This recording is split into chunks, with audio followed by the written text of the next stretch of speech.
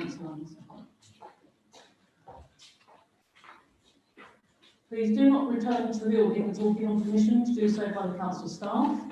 Please note that this meeting will be audio recorded. Please switch off mobile phones or turn them to silent.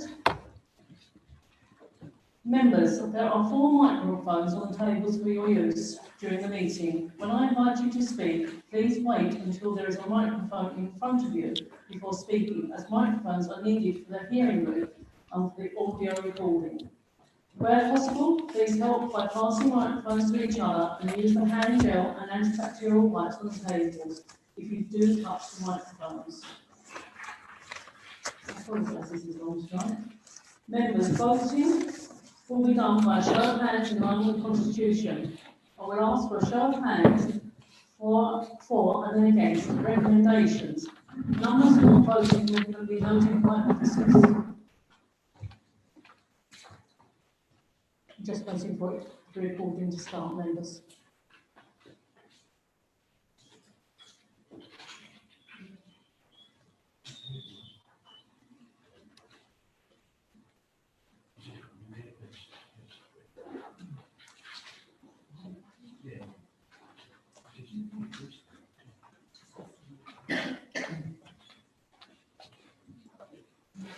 Councillor Ormer, are you up for hearing? Thank you.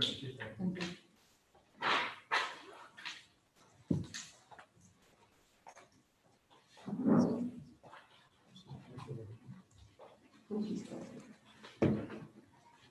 Members, apologies for absence. We have received no apologies for absence. Councillor Mrs. Gadsden is substituting for Councillor Foster. Agenda 3, non-members attending.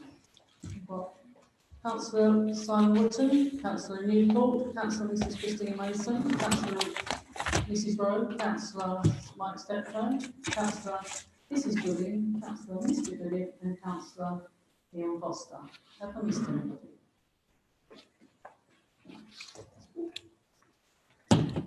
Members, do you agree the minutes of the meeting held on the 1st of June? Oh, right, sorry.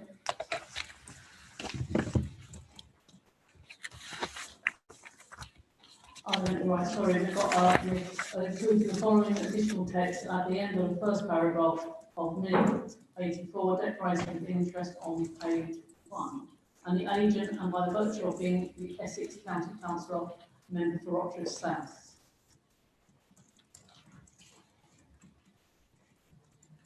Are there any declarations of interest, members? Oh, sorry, members, would you, sorry, just because I've just been told, we've got the amendment, do we agree in the minutes of the 1st of June? Thank you.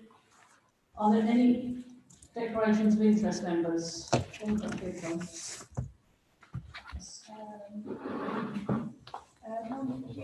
Can you wait a moment, please? We've got to have,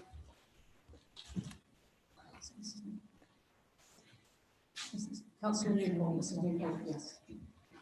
A non-pecuniary interest because of my relationship with John Mason, who is still listed as Director of the Rochester School Group. Thank you. Councillor Rees. Likewise, although John Mason has actually tendered his resignation nearly a year ago, so the legal advice I think we had to declare a non-pecuniary interest as a result, but he is still on there, although not in any way, shape or form active. Thank you very much. That's very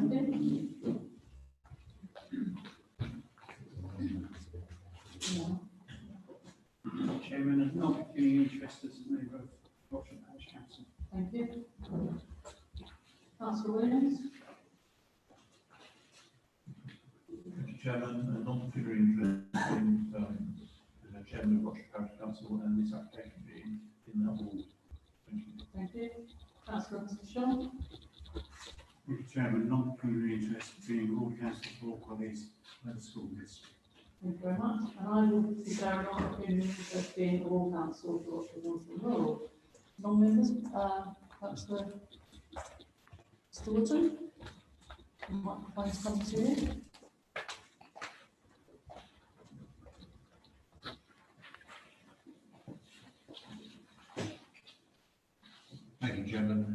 a board member for Roach North and Rural and sits within that board. Councillor Secretary?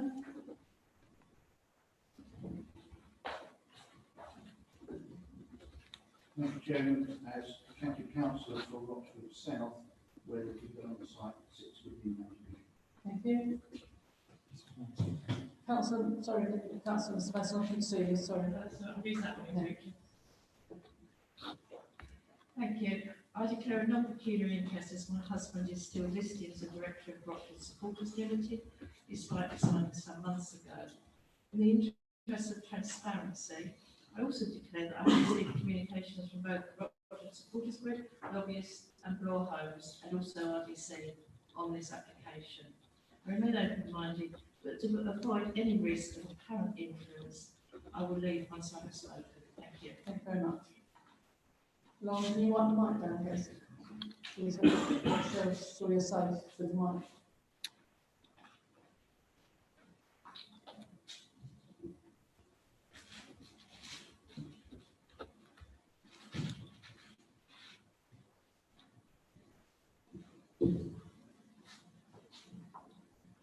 Councillor Mrs. Goodin?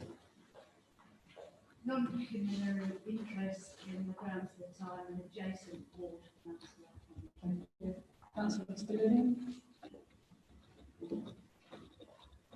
Interest because I'm a member of Rochford Parish Council. Thank you. Councillor Ian Foster? Non-pecuniary interest as ward councillor for Roach North and Rural. Thank you. Councillor Leslie Butcher?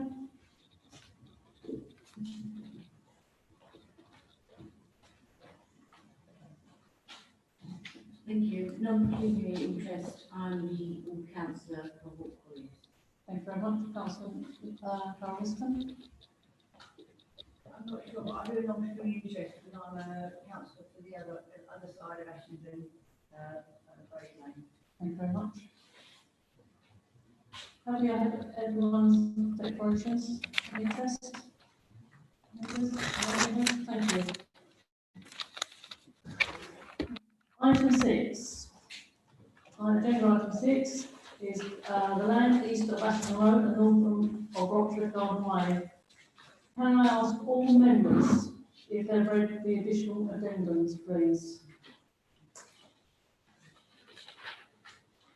Yes. Yes? Thank you. Someone answered me. Thank you, Councillor. I'm going to advise you that we have Mr. John Day is attending. He's not there.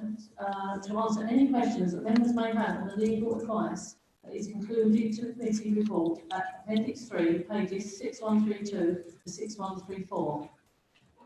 Members, the officer will present a full report this evening, which will cover all the information presented to the committee on the 26th of November.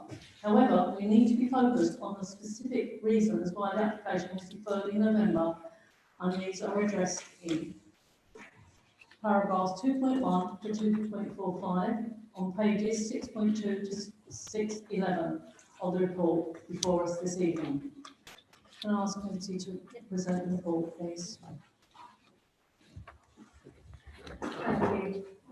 Members, this application relates to the site edged red on the plan on screen. So the northern boundary just juts past the eastern end of Oxford Road to the north and runs along the rear gardens of properties fronting Oxford Road.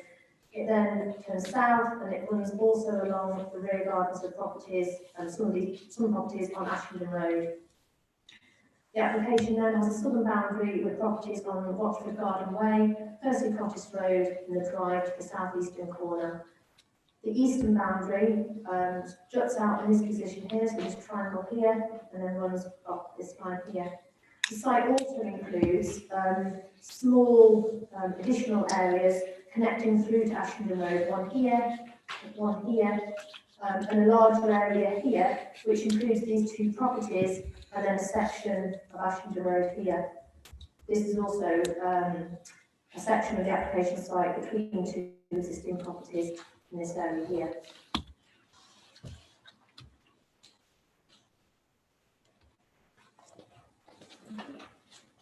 I'll just take members to one photograph of the site. So the site is an agricultural land. This is part of the northern boundary of the site, adjacent to properties on Oxford Road. And straight ahead in the middle of the screen, you'll see some of the properties in the northeastern corner of the site, the northwestern corner of the site.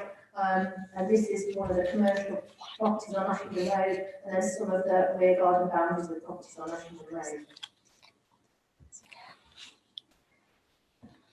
So this on screen now is an extract of the council's allocation plan, and in particular, a policy SER, the policy SER 8 site allocation.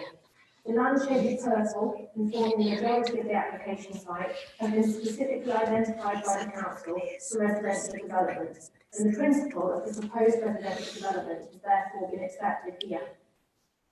A small area of the application site to the east, so this triangle I pointed out earlier, and then a section just coming up to the edge, the eastern end of Oxford Road, lies outside the site allocation, and this remains designated green belt. In this part of the site, strategic open green space is proposed, which would be a use of land appropriate in the green belt.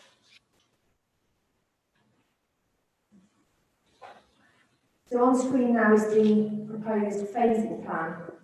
This application seeks outline planning permission for a total of 662 dwellings and a community building, with all matters of scale, landscaping, layout, access and appearance to be determined in relation to phase 1.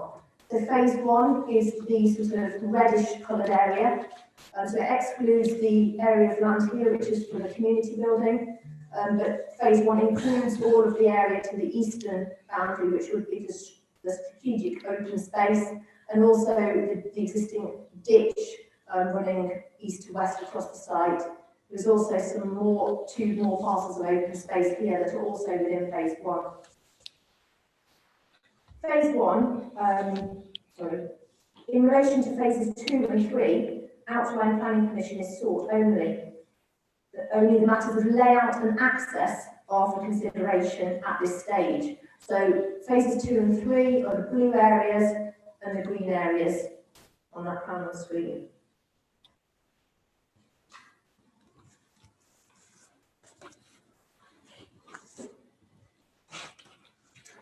So this plan on screen is the phase 1 layout plan. Within phase 1, a mix of detached, semi-detached, terraced and flatted housing is proposed. The entrance avenue, which is here, would lead off the main vehicle access and would be tree-lined, with dwellings fronting the street leading to an amenity green space here, with dwellings fronting around and onto this. Street trees would also feature to one of the roads leading northward. This is this road here. All the proposed dwellings will be provided with policy-compliant amenity space and on-site parking provision. A variety of parking solutions is proposed, including driveway parking to the side of dwellings and in front of dwellings, as well as parking courts to flatter blocks. Parking to the front of dwellings will be broken up by tree planting, so that's in sort of this area here. The majority of dwellings which will be sited on plots with a direct boundary to existing nearby dwellings will be sited such that the rear elevation would face the site boundary and appropriate separation will be achieved. So that's these areas here, and this area here.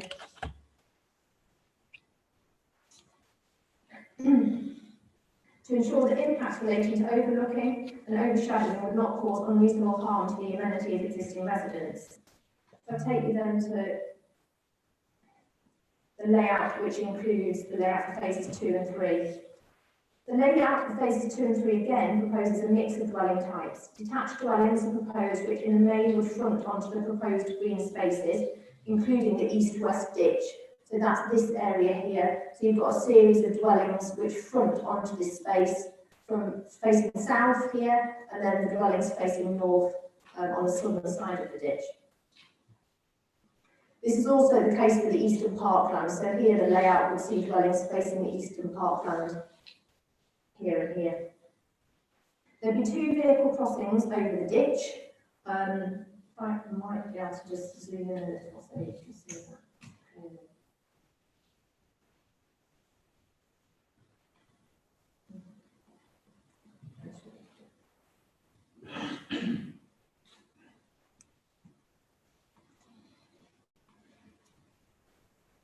I've just sent the plan on screen. So there'll be 2 vehicle crossings over the ditch and 4 pedestrian crossing points indicated by the yellow arrows. So there's 1 pedestrian point here towards the east and 1 here. This is a vehicle crossover of the ditch, another pedestrian crossing point here, a vehicular crossing point here and another pedestrian link across there. This would allow for good connectivity for pedestrians within the development. Allotments are proposed within the eastern boundary, within the eastern parkland. And they're in this north-eastern corner at the top of the site here. A children's play space and BMX track, if I just zoom out on that plan, you'll be able to see it more clearly. So a children's play space and BMX track is also proposed in the eastern parkland in this position here. A pedestrian cycle link would run the length of the eastern open space from the drive to the south all the way through to Oxford Road to the north. Occupants of the site, as well as existing residents, would benefit from good pedestrian links to allow access on foot to a number of nearby facilities and amenities, including local primary schools. In addition to the Holt Farm Infant and Junior Schools opposite the site on Ashfield Road, Waterman Primary School is just off plan here, just to the south-east of the site, a bit further off plan, but it's in walking distance of the site. I'll now take members to some of the street scenes that have been provided. The scale and appearance of dwellings proposed within phase 1 is also for determination in this application. The plan on screen shows a selection of street scenes proposed within phase 1. The street scene at the top of the screen, here, is a section of the entrance avenue, which would lead off the proposed vehicular access to the site of Ashfield Road. The proposed dwellings are a mix of 2 and 2.5 storey, the traditional form, incorporating pitched roofs and positioning of windows and doors, which would exhibit a strong degree of symmetry. A mix of render and brickwork facing materials are proposed. The street scene second from bottom, so this one here, includes the proposed larger 3-storey flatted block with use of contrasting facing materials to break up the elevations. Let's zoom into that so you can see that a bit more clearly.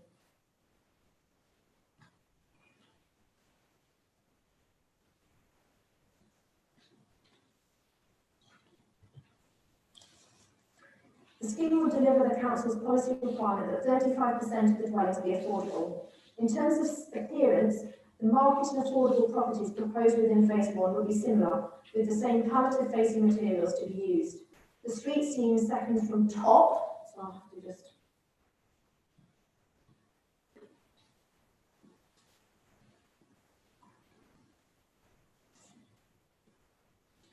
is a series, so this street scene second from top story is a series of proposed market properties, whilst the bottom street scene, so I'll just zoom out so you can see them both together. So the bottom street scene is a series of largely affordable properties, and in scale and appearance these properties would be similar. To take members to one of the illustrative street scene visuals contained within the submitted design code, this is an image looking towards the entrance avenue, which would link to Ashfield Road, from within the larger green amenity space proposed within phase 1. Houses would front this green space and be of 2.5 storey height to create a different character and sense of place to this part of the site. In terms of scale, layout, access, appearance and landscaping, it is considered that the proposed scheme would achieve good design in keeping with the character of the locality. As well as these detailed matters, other key matters are for consideration in the determination of this application, as set out in the committee report. I'll take you back to the proposed 2 and 3 site layout plan, which shows the whole of the site, including the strategic open green spaces. In the southeastern corner, members will note 2 attenuation ponds are proposed. Surface water from the development parcels would flow into these ponds via a piped network, be stored and then discharged off-site at a controlled rate. In addition, a flood alleviation scheme is proposed as part of this application to address an existing surface water flood risk to parts of the site. The key features of the proposed flood alleviation scheme include a proposed attenuation basin adjacent to part of the northern boundary, that's in this area here, and a ditch along the western boundary of this, so the ditch would run along here, which would outfall to the existing ditch which bisects the site and runs east-west, so along here. Water from the eastern end of the ditch was then finally outfought to the attenuation areas in this area of the site. These features will ensure that none of the proposed dwellings will be subject to unacceptable risk of surface water flooding. The proposed flood remediation scheme would also reduce surface water flood risk to some existing nearby dwellings, particularly to dwellings downstream to the south. I'll take members back to the proposed phase 1 layout, which includes the proposed new vehicular access onto Ashenden Road. The formation of this access will involve changes within the highway. This is in this area here, including the formation of a ghost right-hand turn and the widening of the northbound carriageway on Ashenden Road, which would reduce the width of a section of the footway to the west. These works would also necessitate the removal of an oak tree within the footway. The loss of the oak tree would be compensated for, in part at least, by a financial contribution to enable significant tree planting within the district and propose additional highway tree planting within Ashenden Road, just to the north. Here. Got a photograph here. So the photograph now on screen is taken on Ashenden Road looking south at approximately the point at which the new access to the site is proposed. The pedestrian crossing, which is shown on screen, would remain, be upgraded as required. Essex County Council Highways Authority raised no objection to the proposed vehicular access to the site on the grounds of safety. The submitted transport assessment and addendum to this has robustly assessed the impact of traffic from the proposed development on the local highway network. The committee report details the mitigation proposed, which would include improvements to some junctions in the locality. The report is also clear that some residual impact on the local highway network would remain, but Essex County Council Highways Authority do not consider that this impact would be severe.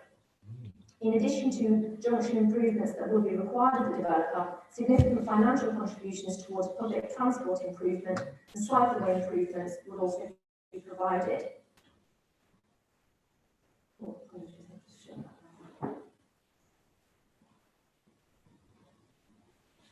I'm just going to take you back to the phase 2 and 3 layout plan. The financial and other contributions will be provided to mitigate impact from the increased population, including in relation to education provision, where contributions will be paid in relation to early years and childcare, primary and secondary education. The land set aside for a community building, which is in this area here, the southwestern corner, would be initially offered to the NHS for delivery of a new primary healthcare facility on site, in addition to a significant financial contribution towards this new infrastructure provision. The site has been allocated by Rochford District Council for residential development, and the delivery of housing here would support the requirement that the council maintain a 5-year housing land supply. The development would also deliver a significant number of affordable homes. The development would create an attractive, well-designed place for new residents in a sustainable location within walking distance of a range of existing facilities. The site is within, take you to this aerial image. So the stars on the screen point out just some of the facilities in the locality. So the site is within walking distance of a range of local facilities and amenities, including a number of schools. So there is the Holt Farm Infant and Junior School, another primary school further south, and then another one towards the south in eastern corner. There are some shop facilities on Ashenden Road to the north, and a secondary school within walking distance of the site also. This application was presented to the Development Committee in November last year, and a decision was taken to defer the item to enable further information to be provided by officers in relation to a number of matters raised by members at that committee. Further information related to these matters has been provided as set out on the addendum committee report. The recommendation remains one of approval subject to the recommended planning conditions and a Section 106 legal agreement to the heads of terms as detailed in the original committee report, and in addition to those changes and additional requirements as set out in the addendums and the addendum committee report. Thank you.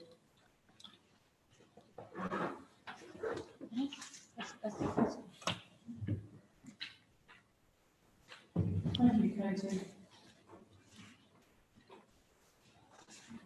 Item 3 from what members, oh, sorry, we've got to have Mr. Robert Newburn to speak, please. You have 5 minutes. And you'll be told when you've got a minute to go. Thank you.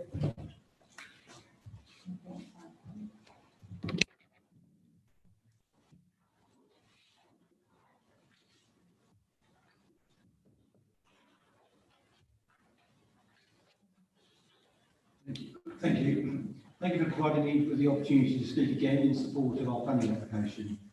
Nearly 7 months ago, the committee voted to defer the decision on the application to take advice about 6 specific suggested reasons for refusal. The addendum report explores these in detail. The application is recommended for approval. The previous comprehensive committee debate has given Law Homes a welcome opportunity to further scrutinise the proposals for this, the last of your major allocated local plan sites. In the weeks following the critical debate, we put in train a full technical overview of the transport elements of the application. The review concludes that the Access and Highways Improvement Scheme has been designed, modelled, independently assessed and safety audited to see that the safety of all road users is assured. There are 4 schools with only a short walk of the development site, but the existing road signage provides no advance warnings to alert drivers. The proposals provide a comprehensive package of signage, road surfacing and markings to radically improve the wider highway safety environment here. In response to concerns raised over a recorded accident since the last committee, we are adding to the package of highway measures to include an extra financial contribution of £50,000 to deliver a new pedestrian crossing in Brays Lane. We have also proposed improvements to the frontage of the Holt Farm schools, and should we be granted consent this evening, we will continue dialogue to support this. Throughout the planning process, it has become clear that the development of necessary highway improvements will lead to the loss of the street tree. This aspect of the works has been reviewed but remains unavoidable. In response, further additional tree planting is planned and a direct compensation payment is agreed. Since your previous debate, we have more than doubled the financial compensation for the loss of the tree by proposing an additional contribution of £75,000 to be spent on public tree planting projects throughout the district. We were also interested to hear the previous discussion relating to the delivery of new youth facilities, and we've gone away and reflected on this and are pleased to be including an additional £75,000 for the support of further facilities. In discussions with officers, both of the district and parish council, we have also recommended that this be ring-fenced for the residents of the area. To clarify the debate around the density of development, the Law Homes proposals achieve a density of 33.1 homes per hectare. This is a low density scheme, being slightly higher than the minimum density requirement of your local plan. The revised development for local plan site SER1, which was approved by this committee early this month, achieves a much higher density of development. The approved development of 722 dwellings at site SER1 is now 44% greater than the previously approved 500 homes and significantly greater than the Ashington Road proposal at local plan site SER8 to be considered this evening. To conclude, we realise that new development of homes will be controversial wherever they go. We also recognise how sensitive this site has been, which is why we have made every effort to deliver support for local priorities. There are, we are told, over 1,000 people on the local housing waiting list. This development, with its 35% affordable homes, will help give these individuals and their families hope for a home of their own. All too often, this incredible fundamental hidden need for a roof over your head is simply disregarded by those opposing new homes. Law Homes is not a huge PLC house builder, and we always take great care to ensure that we deliver as much of a contribution towards local communities as we can. We always prefer that our developments are approved at the local level, so these considerable benefits can be delivered in agreement with the community. The range of benefits is increased by £200,000 since the last committee and now stands at over £8.5 million in total, covering NHS, schools and a huge range of other infrastructure. As we move into the next stages of this project, I thank you for putting your faith in us and respectfully ask that you endorse the recommendation and approve this planning application. Thank you very much for listening. Thank you very much. Our next speaker is, Right Honourable, sorry Mark, Right Honourable Mark Francois MP. Thank you. You've got 5 minutes, Mark. Straight into the microphone, Madam Chairman. Thank you. Tell me when you're ready. Yes. Yeah, thank you. Thank you, Madam Chairman. As the local MP, I wish to most strongly object to this application for the following reasons. The site was originally designated for 500 properties, but law increased this to around 665. A classic case of overdevelopment. Their subsequent offer, in the face of strong local protest, to reduce this number by all of 3 merely adds insult to injury, while the design itself reminds me of a Soviet army barracks in East Germany at the height of the Cold War. However, my principal objection is on highways grounds, as I believe that the proposed development will have an unsafe and unacceptable impact on the local highway network.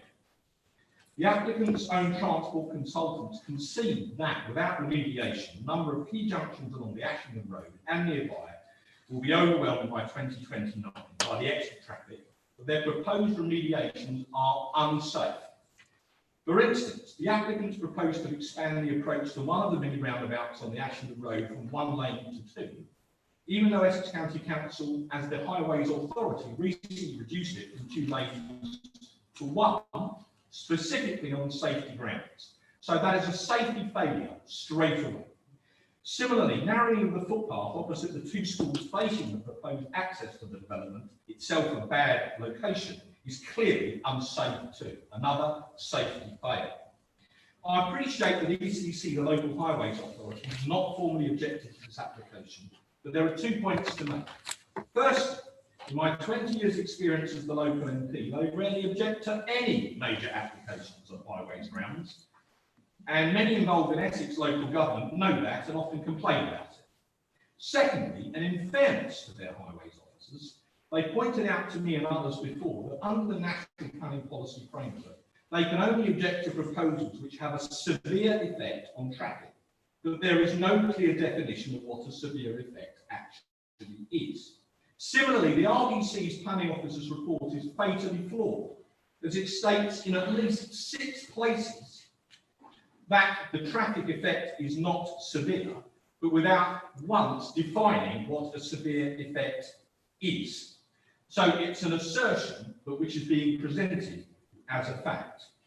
So what is a severe traffic effect? Para 109 of the National Planning Policy Framework merely says this, I quote, "Development should only be prevented or refused on highways grounds if there would be an unacceptable impact on highway safety or the residual cumulative impacts on the road network would be severe." However, that's not a definition. So I recently asked Parliament's Professional Research Service, the House of Commons Library, if they could find an official definition and if there were any other planning guidance or parliamentary questions that could clarify it. This is what they came back to me with earlier this week. You're interested in whether the word severe is defined in planning law in relation to traffic and new developments. The short answer is the word severe comes from a section of the NPPF on transport, but I have been unable to identify a further specific definition. The library then confirmed that severe is not defined in the NPPF, nor could they find other planning guidance which defined it either. The best they could find was a written parliamentary question dated in 2014, but which did specifically ask the government to define severe in this context. The reply from the then Minister of State for Planning, Brandon Lewis, is instructive in the point about severe. It says this: "It is for the local planning authority, in considering planning applications or the planning inspector in considering planning appeals, to consider whether improvements can be undertaken within the transport network that cost effectively limit the impact of the development on traffic levels and determine whether the cumulative impacts on the development are severe." 1 minute, Mr. Francois. Thank you. So that's the government minister in Hansard saying they haven't defined it either. And effectively it falls to the local planning authority, not the highways authority, to decide. So in summary, Chairman, it all comes down to what represents a severe effect on local traffic. Rochester District Council can't define it. Essex County Council Highways can't define it. They previously admitted that's why they didn't object to it. I have that on the record because they couldn't define it. The House of Commons Library can't define it, and even the government can't define it either. But that PQ gives you your answer. In the end, the local planning authority must define it for themselves. So very clearly, it's down to this committee to decide. If you decide tonight that this is unsafe, which it is, and that it has a severe effect on traffic, which it does, then under the national policy planning framework, you're absolutely within your rights to turn down this application. And as the local MP on behalf of my constituents, that is exactly what I appeal to you to do.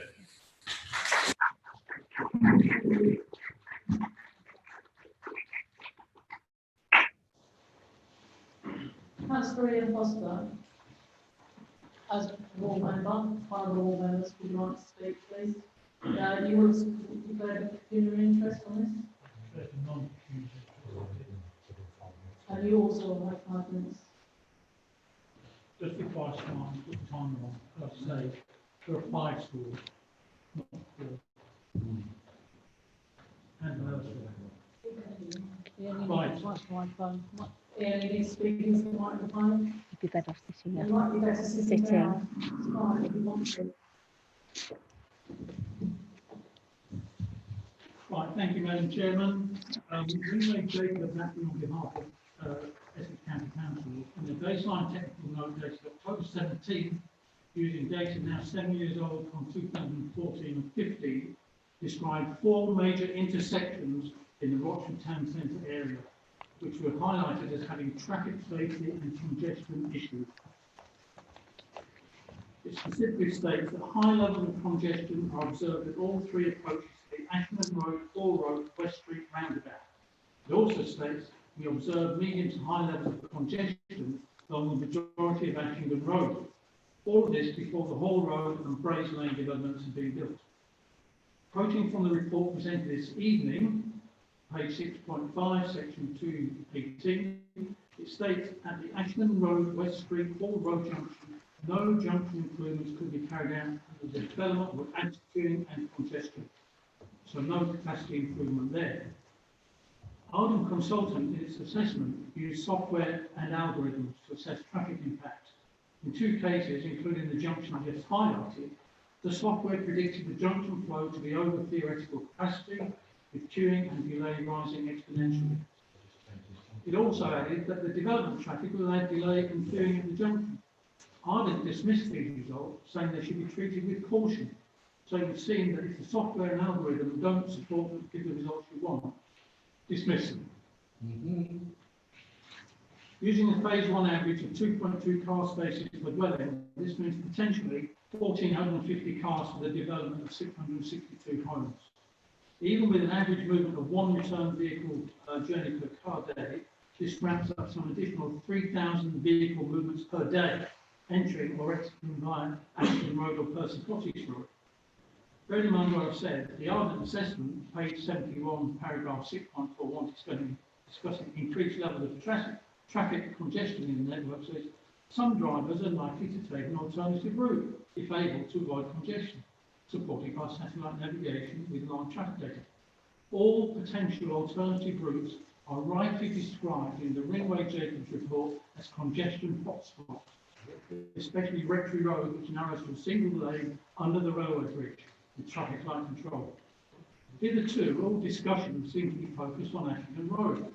Let's not forget the secondary access for the proposed green phase development of more than 200 houses, 400 plus vehicles, is via Percy Cottage Road. This road and its environs are narrow residential roads with sharp bends, high percentage of on-street parking and little off-street alternative. It's also close to nearby Rawson's primary school. Within the Ardent report is a 19-page stage 1 road safety audit carried out by M&S Traffic Limited, which identified a number of risk areas. For example, on page 7 of the report, it says at the junction of Percy Cottage Road with Rochford Garden Way, excessive flows or queuing at the junction could lead to side impact collisions or rear end shunts. Yet in the main body of the Ardent report, this big thick document here, page 38, paragraph 3.29, it says all accesses have been subject to an independent stage 1 road safety audit and that no significant concerns have been raised as a result of this. How does that work? How could Essex Highways have missed that? In conclusion, anyone who lives near or uses Ashington Road knows that it and others in the near district are often heavily congested and jammed, not just on weekdays during the long peak periods, Finally, resulting Councillor Foster. in 5 schools and a nursery having different start and finish times, but also at any time during the weekend or any weekday. There's countless photographic evidence to support this statement which has been gathered by residents. I started with SERA policy stating the need for local highway capacity.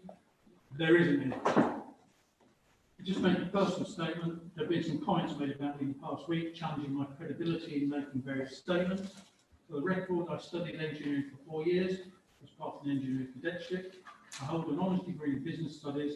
I was a material planning and logistics manager for covering 8 vehicle assembly plants in Europe, Western Europe and St. Petersburg.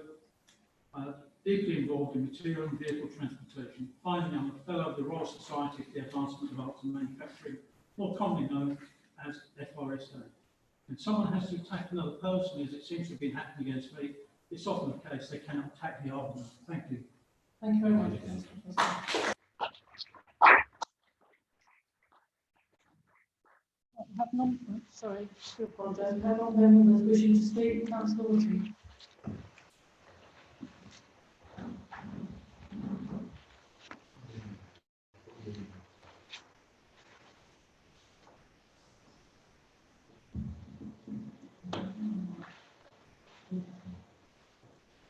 Thank you, Madam Chairman and members, for giving me the opportunity to speak.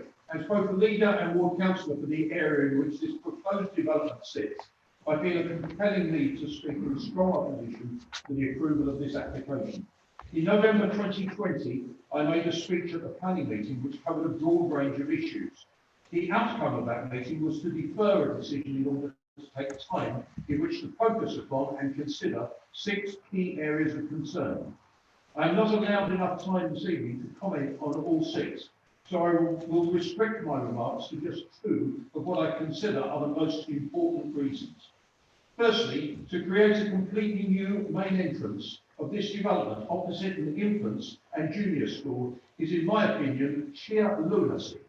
However, the highway experts, I would model the road layout, however the highway expert model the road layout, and however pretty the plan looks to reduce pavement width to a minimum standard and create an area where cars, bicycles, adults and young children who, with the best will in the world, will do unpredictable things along a very busy highway is absolute madness and is frankly a recipe for disaster.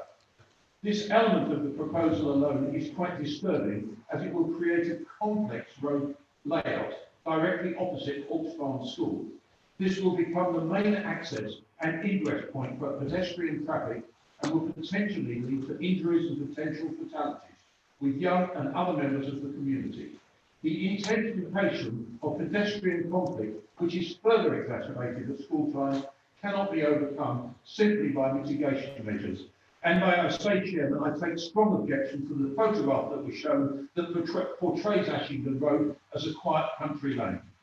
I would be failing myself both in my moral duty and my conscience if, heaven forbid, a serious injury or fatality occurs at the new junction.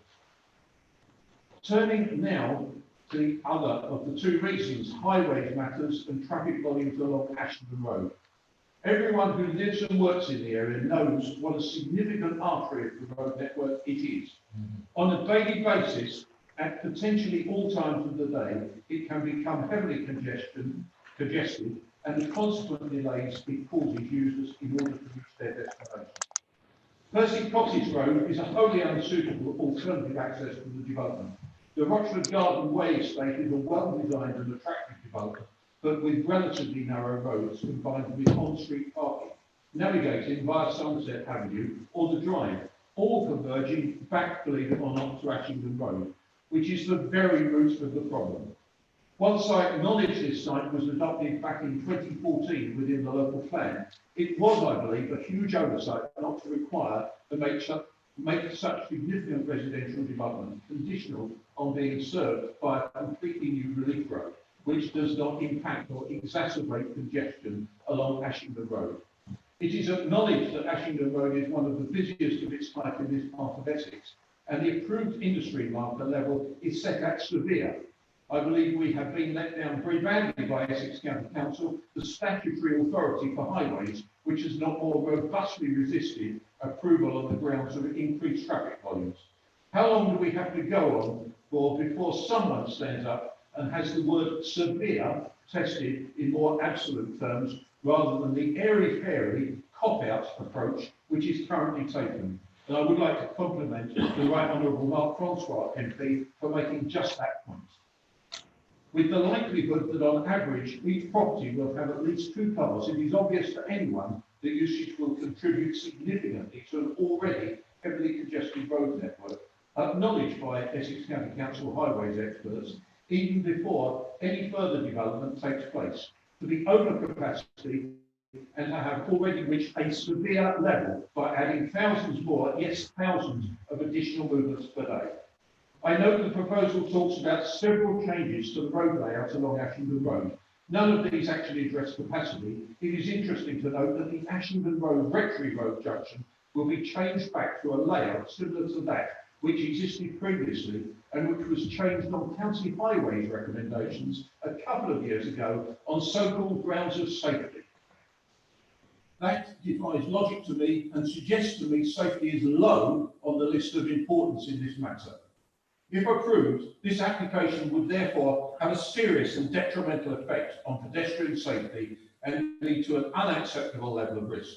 In conclusion, Madam Chairman, the proposed development is totally inappropriate in scale and location, as well as burdening the existing infrastructure in the area.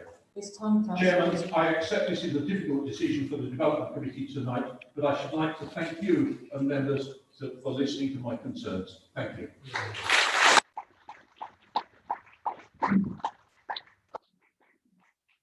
That's one point, members. If you're all, any of you are hot, and the gentleman in particular wants to take your jackets off, please do so, because I'm finding it very hot in here tonight, and then I'm with people. So you please take your jackets off to make yourself more comfortable. Thank you.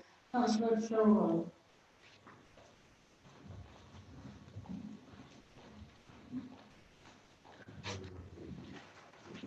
Thank you, Chairman. I'm disappointed to have read email exchanges from Law to our officers suggesting that if this application is reviewed, the council will be reported to the Ombudsman. And indeed, who should and who should not sit on the committee, and who should and should not chair this meeting. Totally unacceptable.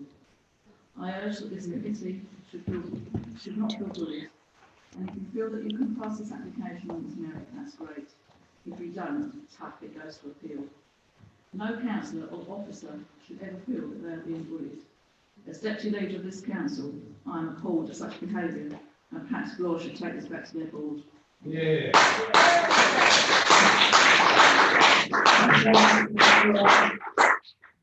Councillor White-Steptoe.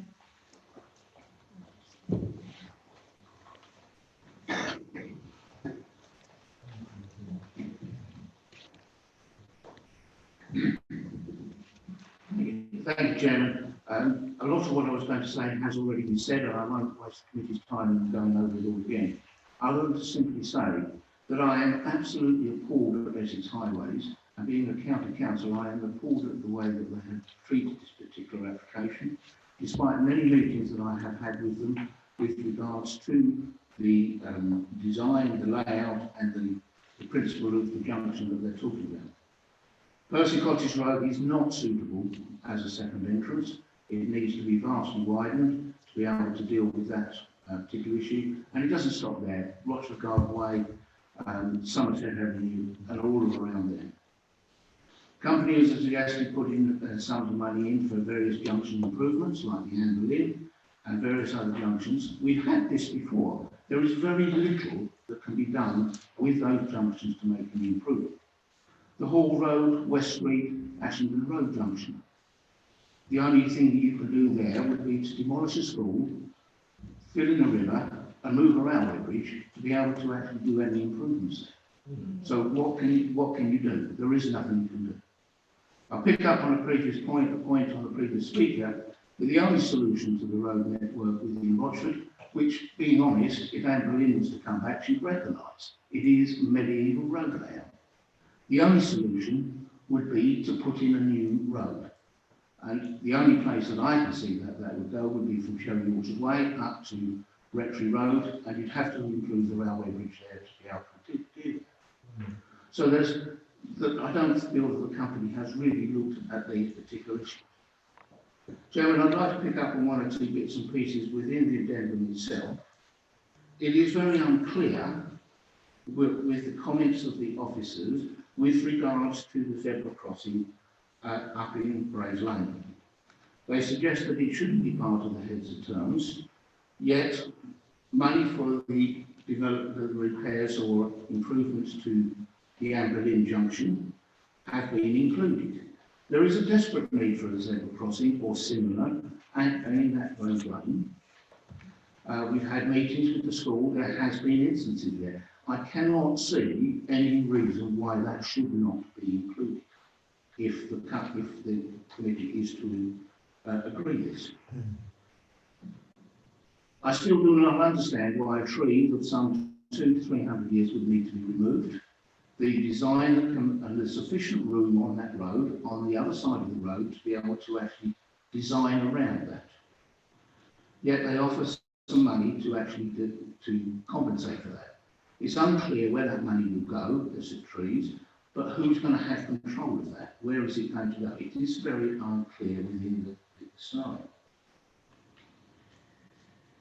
There are various projects along the Ashenden Road that I know the local highways panel is looking at.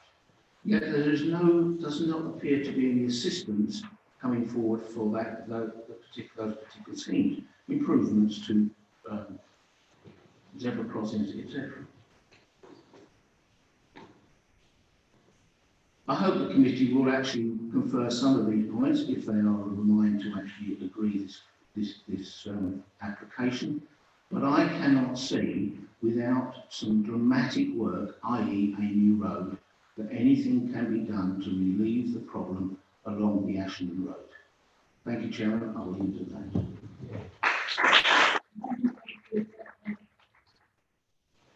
Councillor Mrs. Christine Mason, please. Thank you, Madam Chair and members. I'm not happy about this application, despite SCRA showing an allocation of 500 in our current local plan, which has been adopted by Rectory District Council. I did not vote for the local plan, though I accept it was passed by the administration and that this site is de facto approved for residential housing of around 500 properties. The application is for 662. The access creates the loss of a much admired local train, and I believe the TPO is in place. Whilst it is stated that other accesses were considered and that this was deemed most acceptable to whom? Money will not replace a 200-year-old tree. The previous speakers have, I think, adequately covered the many traffic issues that this application brings about. However, this is a hybrid application. And aside from the concerns over the additional 162, that's 32% more than originally envisaged, the application gives the details of 223 homes, which are also up for detailed approval. Although we need the right type of housing, I believe that the type of estate being provided should fit with the local area it is adjacent to. In the officer's report, it states that nearby properties are mainly semi-detached and semi-detached bungalows and chalet bungalows, or detached and semi-detached houses. Yet this design incorporates terraced houses, 2.5-storey houses, and 3-storey flats, not really in keeping with the local area. The claim that the 3-storey flats in Sandane Close are nearby is misleading. Sandane Close is set well back behind the other side of Ashenden Road to the application site and is not visible to the site or the approach. In my view, we are sacrificing a precious green belt and open spaces. We should be getting something that we are all very proud of. Are we? No, not in my view. Also, RDC has policies, admittedly often ignored, that social housing, also known as affordable housing, should be pepper potted and tenure blind. In this design, it is not. The social housing is clustered and certainly not tenure blind. Private housing is accommodated with garages. Social housing, just an allocated parking space. In my experience, this can lead to future problems and also does not help build a community spirit amongst the new residents. For the reasons stated above, I do not think this application should be approved in its present form. However, should the committee decide otherwise, I would like a condition that the applicants carefully consider the maintenance of any privately owned and maintained public space in conjunction with the ward councillors and the portfolio holder to reach an agreement that prevents potential future problems for residents and council alike. And that is very important in the light of experience that we have at the moment in our district. Whilst I appreciate that this is a difficult decision for committee members, I strongly trust that this application will be refused for the many reasons stated by myself and previous speakers. Thank you.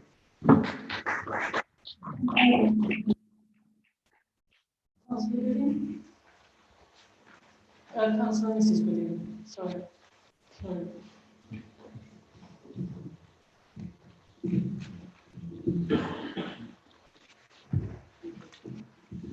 Thank you, Madam Chairman. I'm speaking this evening as one of the Hawkwell West Ward members, and I would like to speak on the wider issues, which will be slightly different to what my colleagues have already referred to, not only as an adjacent ward councillor to the proposed development, but I am also a resident living in Rectory Road. Therefore, I have first-hand experience and I share my concerns, as do residents, that this development will have a further negative impact on the sheer volume of traffic, which will have a severe effect on our daily lives. It is already a heavily congested road during rush hour on a daily basis. The bottleneck of traffic can tail back as far as Ashington Road to the railway bridge, where a single lane of traffic is controlled by traffic lights due to the narrow underpass at the railway bridge. If, as suggested, Rectory Road is to be one of the escape routes, then I am sure it will be further gridlocked by the additional volume of traffic which this development of 662 houses will cause if it is endorsed. This is overdevelopment, in my opinion, and on the opinion of our residents. Thank you, Chairman.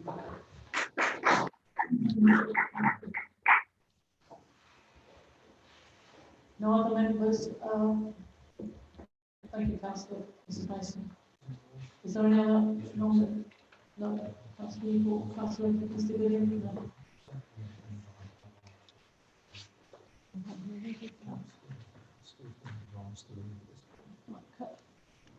There's no other non-members want to speak. Councillor Foster, you will have, advising you'll have to leave this while we debate this application. Thank you very much. You care to explain why, Madam Chairman? I will pass this over to legal officer.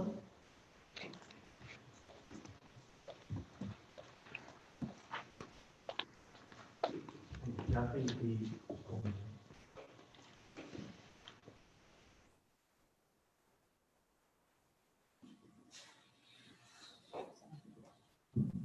Thank you. I think the advice has been given by the monitoring officer previously, just in regards to transparency and under section 10.10 of the code. Obviously, we can't force a member to leave the room, but that's the advice that's been given. So I was just reminding the chair of the advice.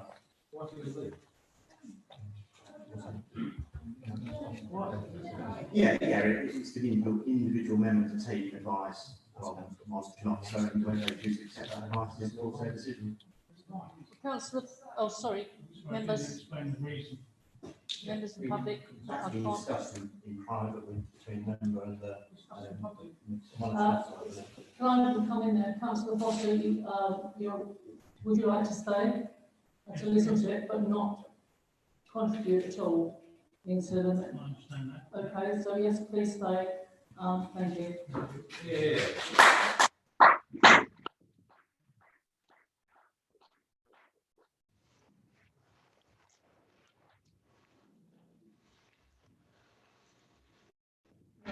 Please.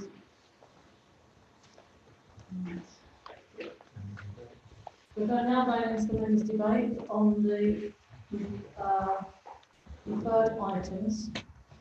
So how have I got to speak? I would like to make one question to officers, please. Can I ask where the construction vehicles are coming into, please? Katie, I don't know if you want to list the questions first or then at the end. Okay, thank you very much. That's one of my questions, please. Councillor FD.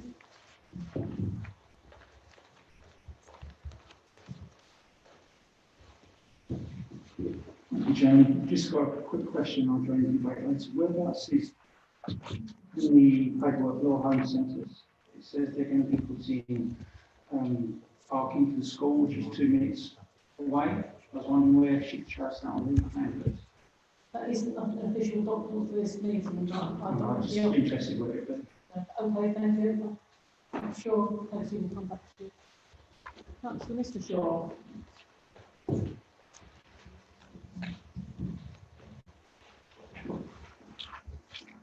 Thank you, Chairman. Referring to one of the points which relate to the narrowing of the footpath, on item 2.34 on page 6.9, EC6 Essex County Council says, we also advise that we do not consider proposal to reduce the foot and cycleway outside the school to be unacceptable, provided it meets a minimum technical standard for a shared or segregated area.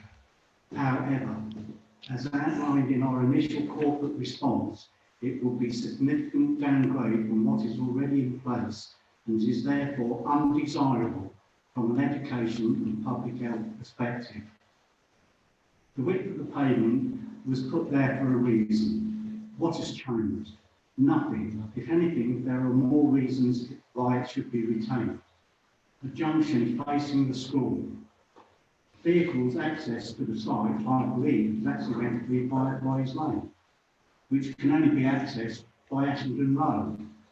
Therefore, it means that every construction traffic will be passing the school on a regular basis, not only for weeks, but not only for months, but for years.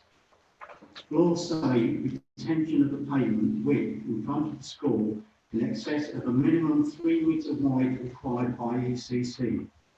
They have not said how much this payment would be. 10 millimetres is in excess of 3 metres. The safety of pedestrians is paramount, and I cannot support this if they are going to reduce this payment. Thank you. Thank you, Councillor Shaw. Councillor Stanley.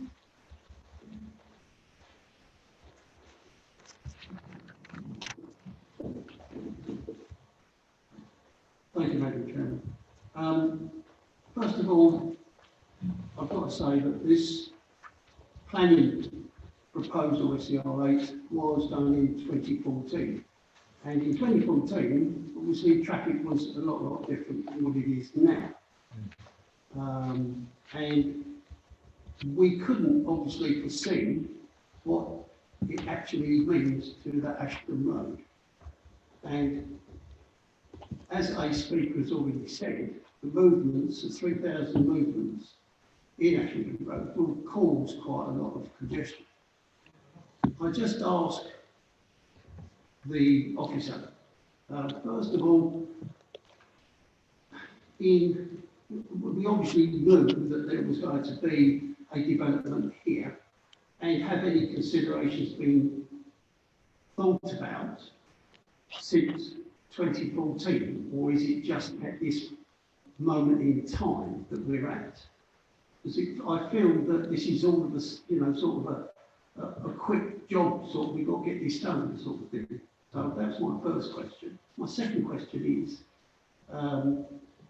due to the fact that RDC has allocated more homes to a previous site, I would like to ask the officer if a condition could be put on the site that no extra homes will be put on the site, as it is already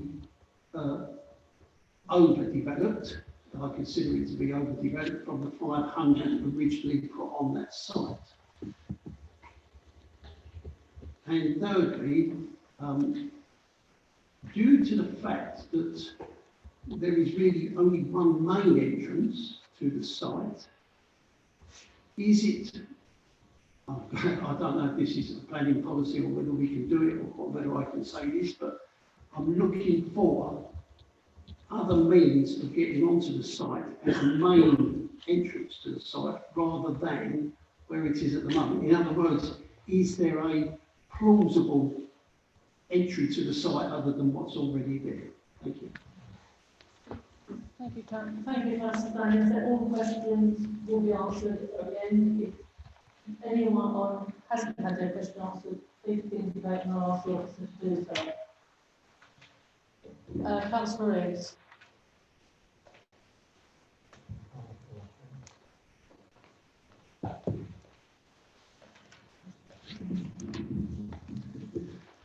Thank you, Madam Chair. The last meeting, the decision was for deferral, and the reason was to explore further information. Indeed, I actually voted for deferral because I felt that we were lacking in some of the information that we needed to use to be able to make a qualified decision on this. I then set about asking questions, and I will explain those questions so as the committee understands where I was coming from, and there is a reason for that.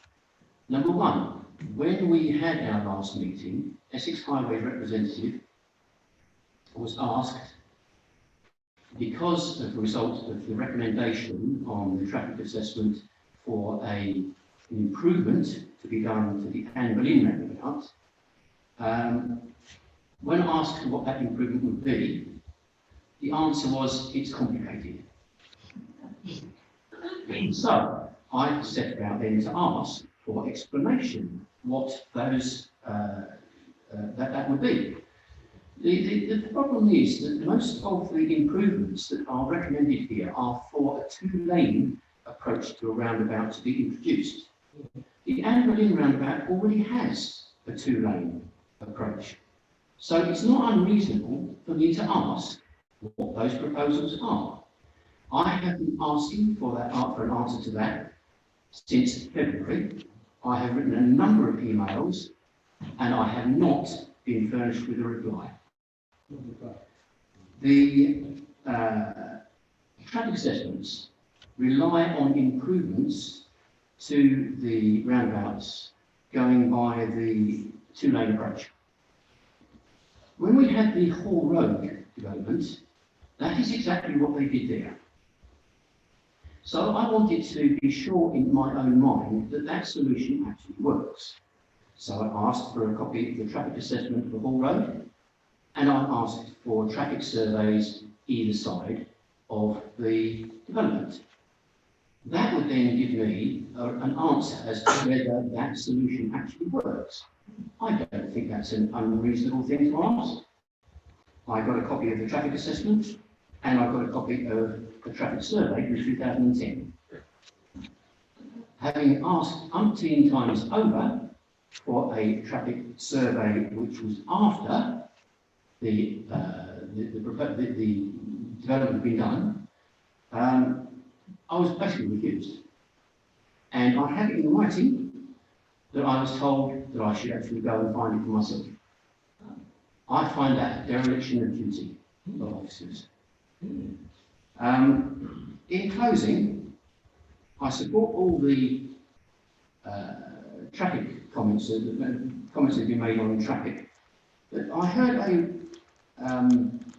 report on Radio 4 not that long ago, And it was about the traffic survey that has been done in the UK in recent times. Now, we are not back fully yet to being open from the advent of COVID. But at this moment in time, traffic is reported to have increased 14% from pre-COVID times. Now, they could not have taken that into consideration on the traffic assessment. We are already told that that traffic assessment is that traffic assessment points out to problems that we are going to have with overcrowding on the roads.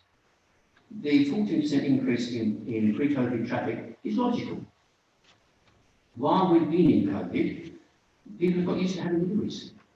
So there are much more delivery vehicles on the road.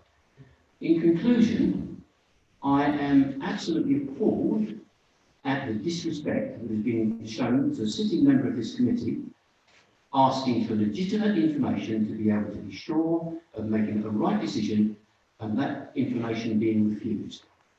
Thank you, Chair. Councillor Rees, if you have an issue like that after this meeting, would you like to send an email to the officers? I already have, and I got the members would have seen the email that was circulated by the legal officer this afternoon, basically telling me that I can't ask those questions. What? Yes. Perhaps we could have further discussion after this meeting. Thank you. Sorry?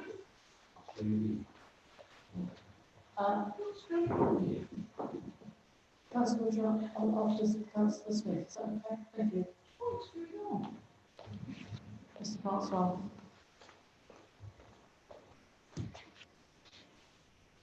Thank you, Chairman. I've listened to the discussion that we've had so far this evening, particularly before the committee started discussing the item, and some very good arguments, some very strong arguments have been put forward. There's been a valid discussion on local issues. Many opinions have been expressed. I fully appreciate the motivation behind points that have been taken. I can recognise the passion that is there and the emotion that's been expressed, and quite clearly. The majority of our visitors here this evening do not want this development to take place. We're in the, I think, perhaps fortunate position this time of having had a deferred item, and there has been time for further advice to be sought by the council, specifically at the committee's request. Myself, looking at the application, I've noted that quite clearly we've got 62 houses here rather than the 500. But within the report, there's no real evidence of standards to do with that increase in quantum not being met. I've noted that since the deferment, we've obviously got an increased contribution towards community facilities. I must admit, in looking at the plans again during the presentation, I'm somewhat disappointed with the style and the character of the proposals in phase one.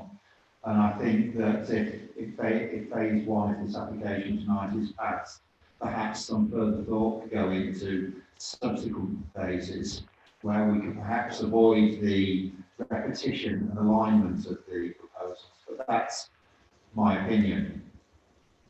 But as a committee, we need to face the elephant in the room, and that's that we have an officer recommendation for approval to this item. That approval recommended, and now further backed up by independent formal legal advice, is based on planning guidance and the formal advice that is for all planning authorities up and down the country. The recommendation that is presented to us is a considered position of officers. It's based on professional advice and it's objective. It's had technical examination. And as I mentioned, we have had formal legal advice. I'm afraid whether you like it or not, I do accept the Highways Authority's position. They are the formal authority that we would turn to for advice and backup opinions. And they are saying that, to a degree, they are content with what's presented in front of us tonight.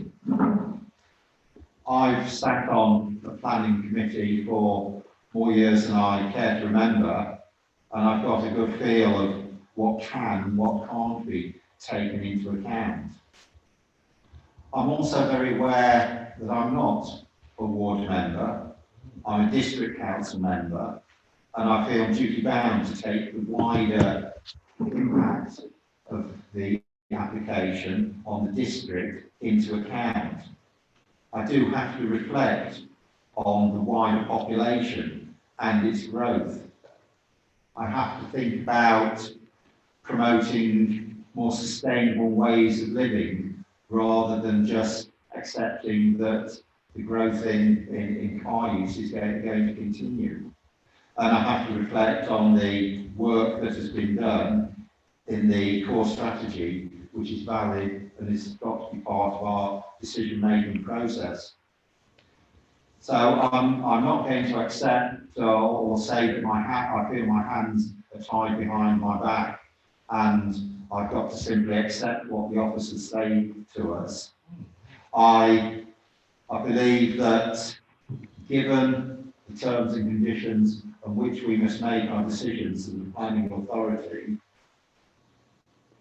mean that I'm not seeing a formal way in which I can turn down this application.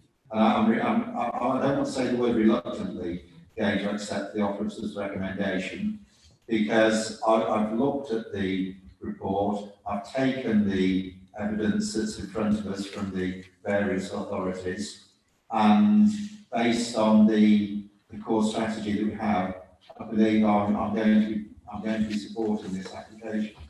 Thank you. Thank you, Councillor Smith. Councillor Goodwin, please.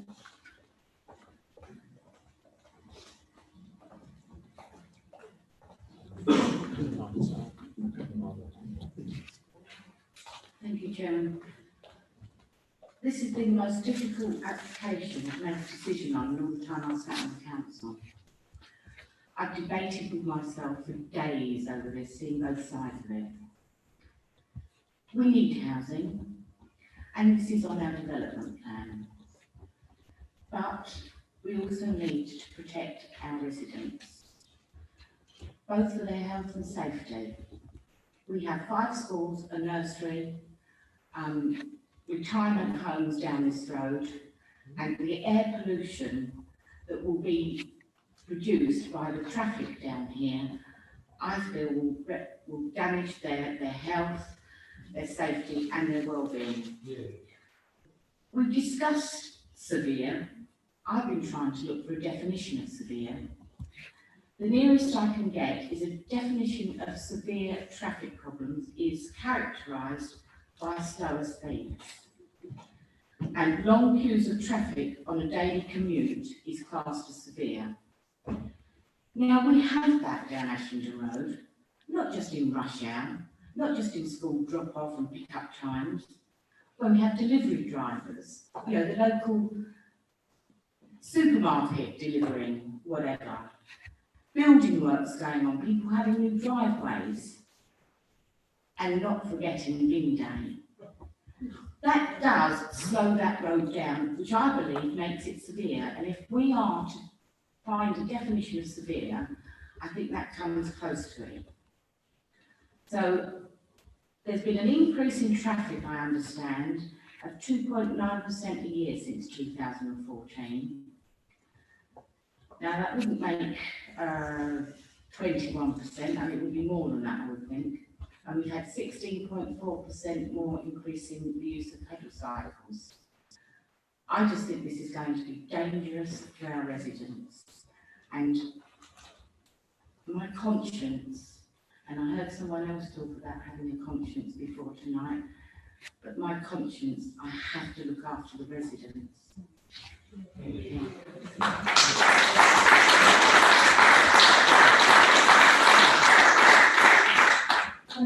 Councillor Chairman. I will make a point on this. I am the ward councillor, and it feels in my patch. I said at the last meeting I was concerned about the pedestrian safety. I'm still concerned about pedestrian safety. I've been out and I've actually measured the road, the pavement. I did it with another ward councillor, and it cuts a lot away, and it also cuts the cycle path away. I understand from the map, which you couldn't see that well behind us, that it goes up one side, the cycle path will still be going up one side, cuts across at the crossing, then we're expected to get the cyclists to dismount for I think about 200 yards and then get back on their bikes. That's when the children are coming out of school. This is an accident waiting to happen. I had a meeting with various people, as most of us had, and as people have already said, with the COVID, we've had now parents are frightened to let their children go into public transport. So we've got an increase of cars. So I am very, very concerned on the pedestrian safety on this one. Thank you. Oh, Weston, sorry, Councillor Weston.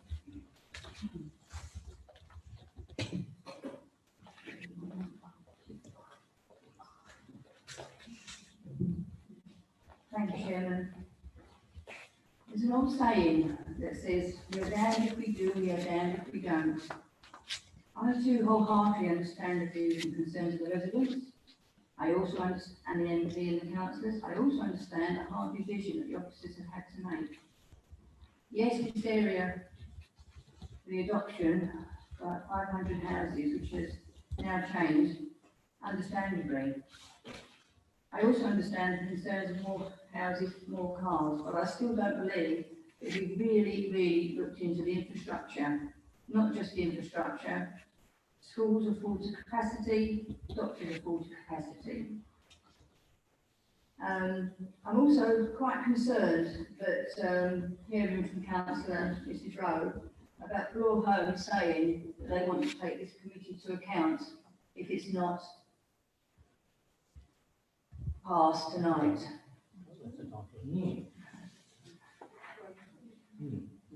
As a councillor, I also live on the main road, on the other side of Ashton into towards Hockley, and I do know I've sat in traffic for over an hour just to do a 5-minute ride. As a committee, we have to take into account all of the information, all the concerns of councillors, all the concerns of residents. And so, Chairman, as I've said, we are damned if we do, and we are damned if we don't. But I will not be recommending refusal, recommending for approval on this thing tonight. Thank you, Chairman.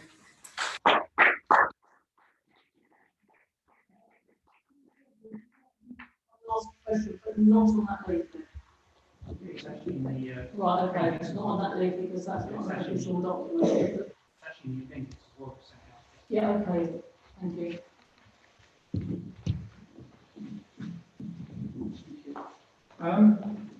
You know, other councillors here tonight, this is very difficult.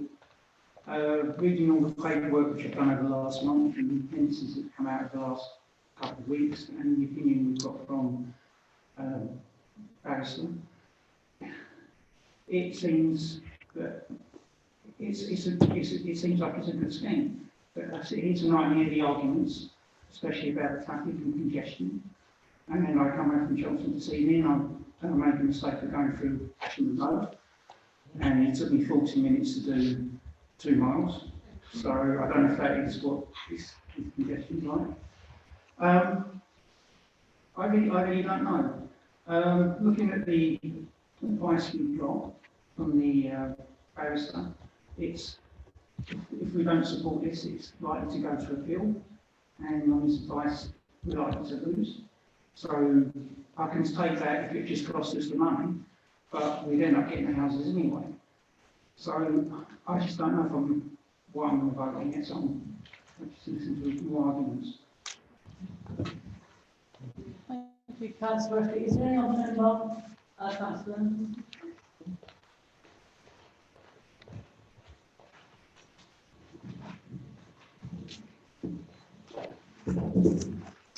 Chair, this is my first planning meeting, so I feel I've been thrown in the deep end somewhat. Sitting here listening to everyone tonight, I've come away with a strong feeling that I feel Essex County highways have put our officers in quite a difficult position. Following their advice, which they obviously as a consultee, Essex Highways, they have to do. I feel that their advice, law homes have made an assumption that the homes being near 5 schools, that parents will walk their children to school. This will not happen.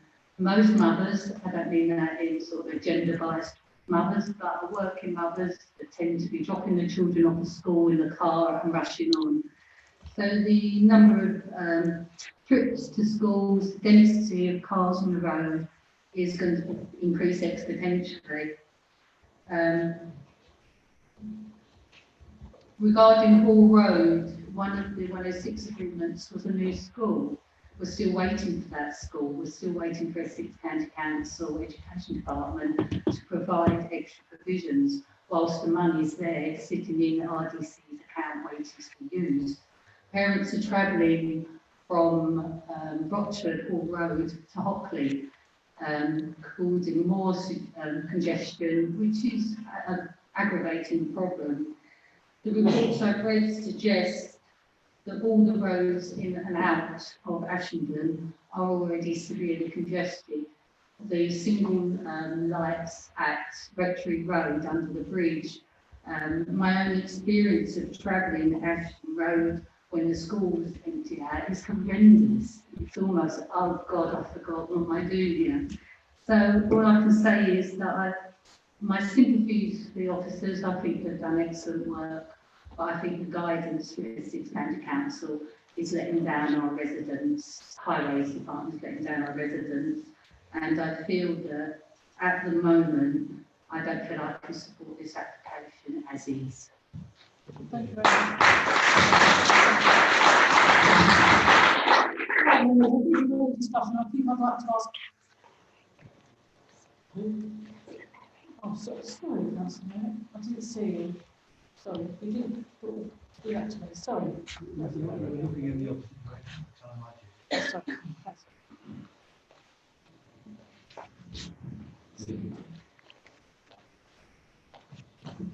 Chair, I think it's like Councillor Smith, I have been a member of the Development Committee in its various formats for a considerable number of years. And I think it's fair to say that this is probably the most difficult, both academically and emotionally, that I've had to consider. I've also taken on board and considered the various representations made by residents, other members of the public, and of course by our local MP.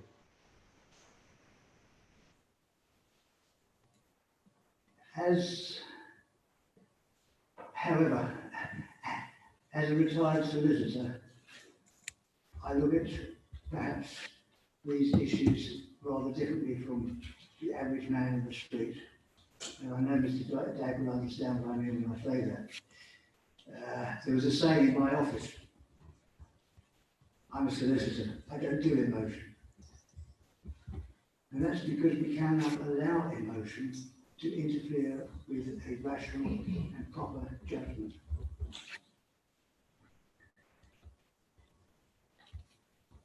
If we refuse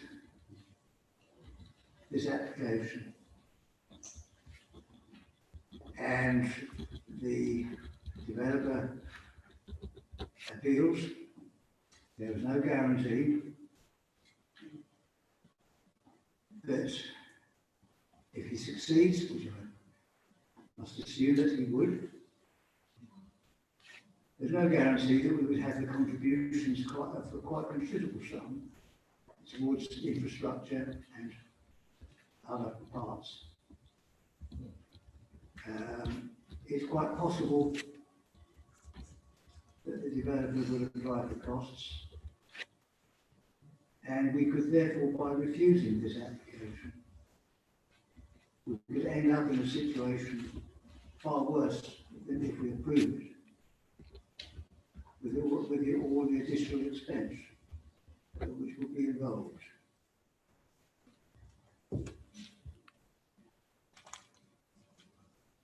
And I'm struggling, I have to say, because I'm still a human being. And I understand what other members and other speakers have said against the application, and many of which I share.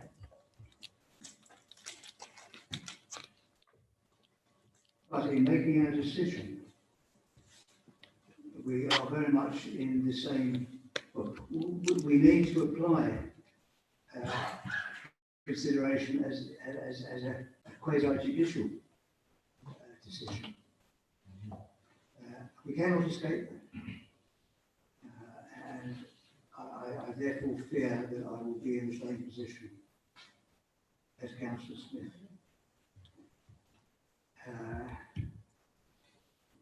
However, in conclusion,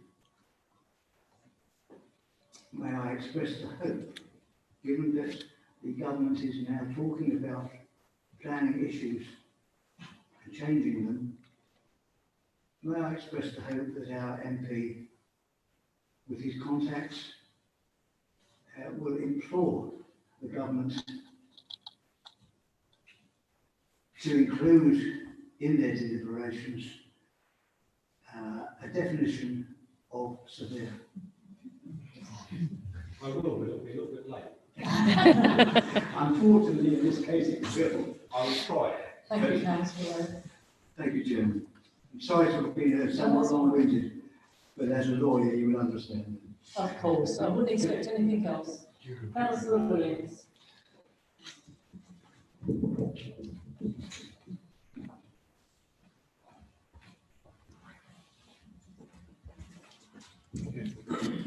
Thank you, Madam Chairman. I've lived in Oxford now for something like 45 years, in Essendon 40 of those years. I use this road daily, taking my way to work usually, and I know it can be very difficult at certain times, but other times of the day there's not very much traffic on it out of peak times. I've had many sleepless nights regarding this application. Interestingly today, I had a meeting along with other councillors with the head of KES, Kickhampton School.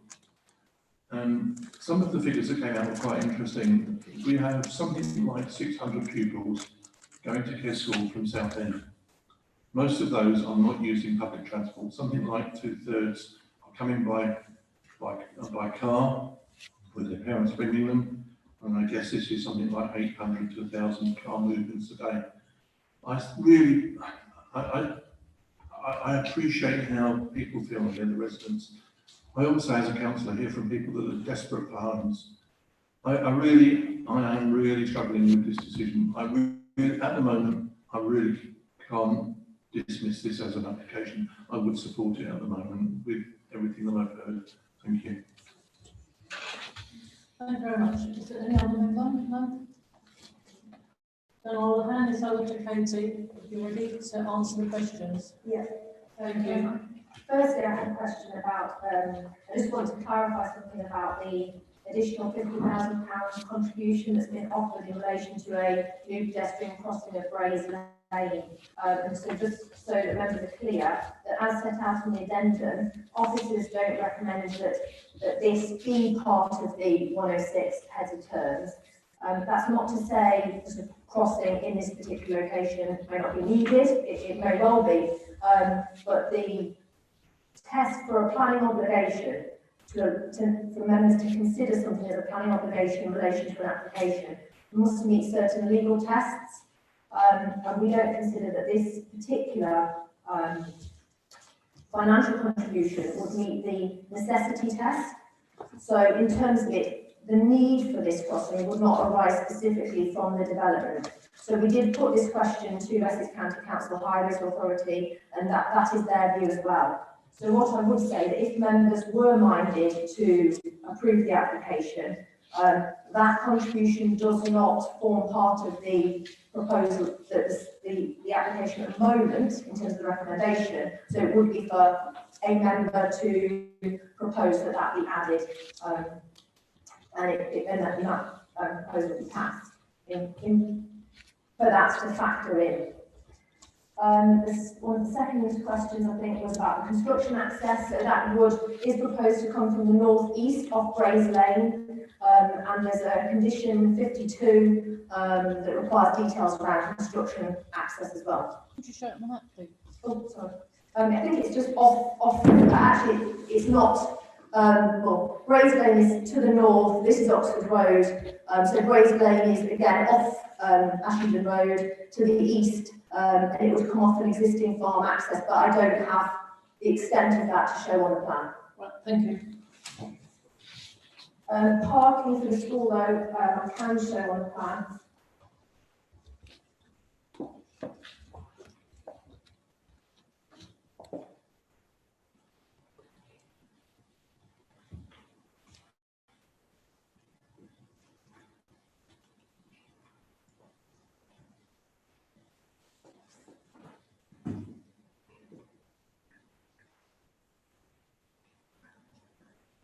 So, yeah.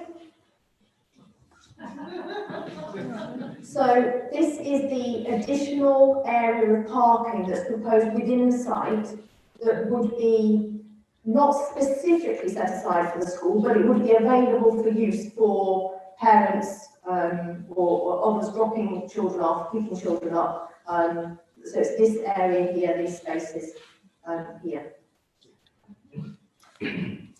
I had another question about has any consideration been given, I think it was to highway impact since the 2014 allocation of this site, and not to my knowledge in terms of Rochford Council undertaking any transport assessments following the site being allocated in the 2014 site allocations plan. It is at the point at which an application then comes forward in relation to that site allocation that the developer is required to carry out the transport assessments to consider those impacts. The next question was about would a condition be appropriate to, if obviously the members were minded to approve, to mean that no other housing could come forward at the site.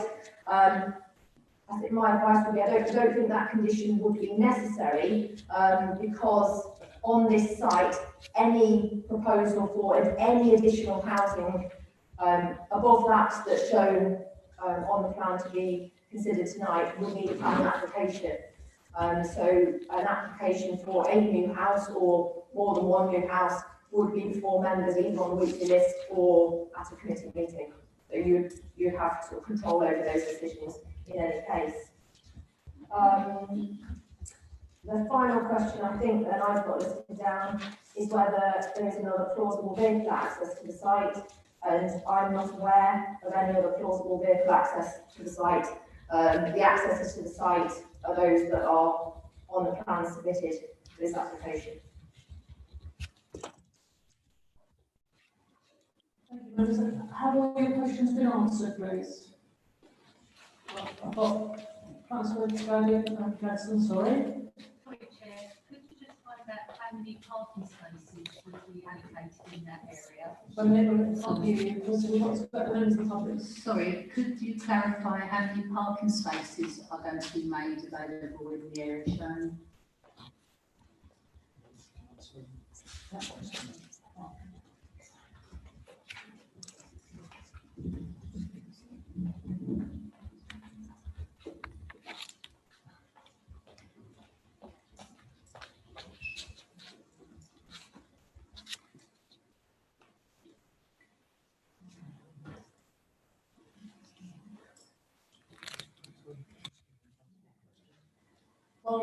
Thank you, Chair. Just the opposite. The £50,000 you were talking about, Essex County Council, if this was approved, they did say about that 50,000, I would assume that would go to the LHP for them to decide on any issues around that area, if they want to use it down in Rose Lane or down the Ashington area.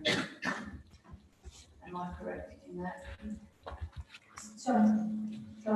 Yes, of course. Yes, so, apologies, off the top of my head, I didn't know the number of parking spaces, couldn't recall it. I'm zoomed in, there are 20 spaces, as I count there, 20 spaces. And the additional question about that £50,000, sorry, maybe I didn't catch it quite.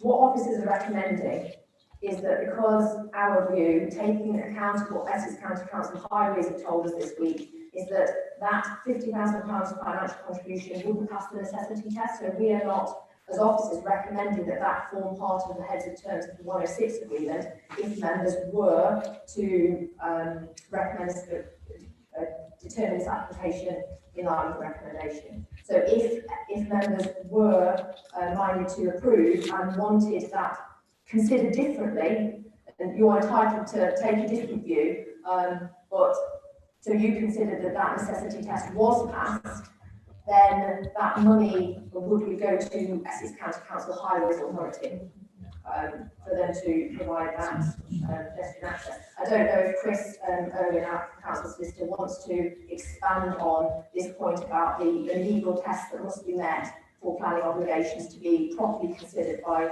the committee.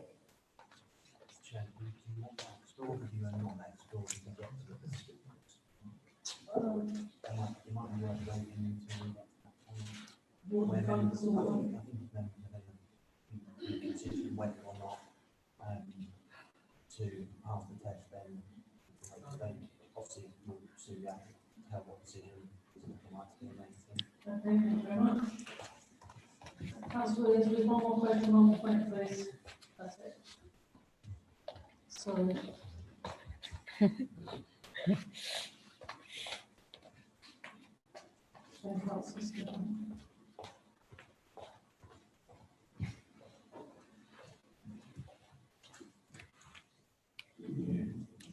I'm not sure if this is appropriate. I was wondering if I can ask Mr. Dagg a question. Is that possible? Is that appropriate? Yeah. It's a legal question that can be answered, can't be answered. Sorry, is it a legal question that can't be answered by our officers? I think if the questions may be asked, and then we can decide who's best to answer that question. But certainly John Dagg is here to provide further advice in relation to the matters on which he has provided advice. Right, thank you. So if this application was refused, and if the applicants were to go to appeal, in his considered opinion, I was going to ask him if he thought that would succeed or fail the appeal.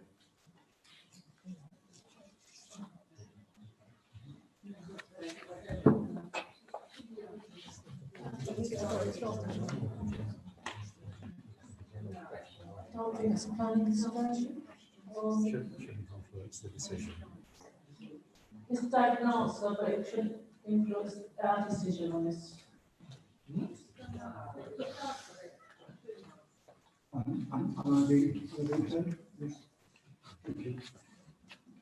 Councillor, what I'd like to do in my advice, which has been summarised in Appendix 3 in the reports, is to answer the particular points that members raised last November. But also I was asked what my thoughts were with regard to the merits of an appeal if there was a refusal. You have to consider each of the points which members raised in November, look at those individually and consider what the evidence is that's available that would support the authority in refusing the planning commission on any of those points, or indeed exactly the same thing applies on any of the other points that have been raised during the course of this evening. It's an evidential question. Members who have considerable experience dealing with the committee matters have spoken, and the term quasi-judicial has been referred to in particular by one member, and the general approach that should be taken by Development Committee acting in a quasi-judicial capacity has been referred to, of course, by Councillor Smith, the Vice Chairman. Can I very strongly endorse what's been said by those members? This is a quasi-judicial process. What members have asked me to do, and I endeavour to do it in writing, and I did it again in a video conference session that we had not all that long ago, was to look at the matter as though I was put in the position of a planning inspector. That's really what I've been asked to do in this context. That's the way in which I approached the questions that I was asked arising out of last November's meeting. Doing the best I can, because one, of course, can never be absolutely sure of the outcome.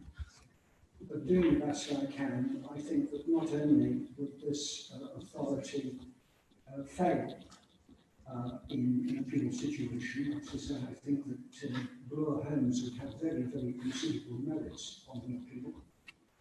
But I think that the authority would lose bandwidth. And the reason that I say that is because of the evidential considerations. And if I can just elaborate on that very briefly, with regard in particular to highway considerations. The planning officers are bound to go to the highway authority, as you all know, because the highway authority is a statutory consultee. That's a matter of law under the Development Management Procedure Order.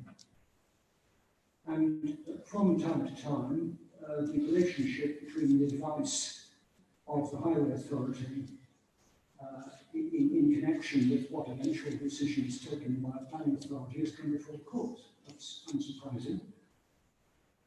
And I can say, without, of course, taking you to case citation, which I don't think will be very welcome to the committee, but I can tell you that on a number of occasions, in particular in a very recent case, 2019, what the High Court has said, and the Court of Appeal has said before that the planning authority should give very great weight to what is said by the highway authority as statutory consultee.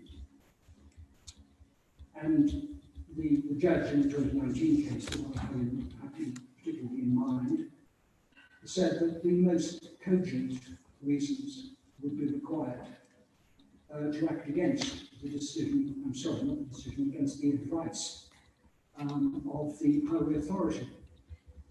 Now, what you have here, and is summarised extremely well in your officer's report, page 6.4 from paragraph 213, dealing with impact on the highway network, and also, of course, commentaries given with regard to the treatment of the access onto Ashington Road.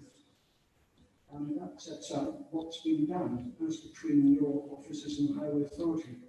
Can I just emphasise, in terms of the weight that you give to what the highway authority has had to say, that this has not just been a process of Bloor coming forward through its consultants, consulting engineers, and saying, well, that's what we propose to do. That'll be all right then. That's not what happened. What happened was that, as is required, of course, as a matter of policy, it's there in the NPPF, you've all been able to see. Bloor, through its consultants, came forward with a transport assessment. That wasn't accepted initially by Essex. Essex went back, they made various criticisms of it. They required an addendum. This is all there on the website. I'm sure that many of you will look at that. Shortly, there have been 3 layers of consideration of the highway considerations. There's been, of course, consideration by Essex, and then reconsideration when Ardent consulting engineers came back with that addendum. But in addition, as is standard practice, an independent firm of highway consultants did a highway safety audit, which then was commented on by Ardent as designers, And then Essex had the opportunity to look at the highway safety audit and the commentary that had been made on it by Ardent. So there have been a number of different layers of consideration of the highway material. And the short point, as far as the viewers committee are concerned, is that that is a great deal of technical work which has been undertaken. And although, of course, one understands the strength of feeling about the impact of the development on the highway network, and one fully understands concerns with regard to safety aspects, the harsh fact of the matter is that there isn't any hard evidence available to you to challenge what has been put forward by Ardent on behalf of the borough as scrutinised in detail, it seems to me, by Essex. And that puts the authority in a very, very weak evidential position, which is why I say, I think, just taking the highway aspect as an example, that's why I say I think the authority is in a very weak position. I hope that's helpful in illustrating why it is that I take the view that I take, so far as the authority's position is concerned, in an appeal, trying to put myself in the position of the inspector. Thank you, Mr. Day. Excuse me, members of the public, if this is for the members to debate, so can we just, officers and the members have worked very hard on this.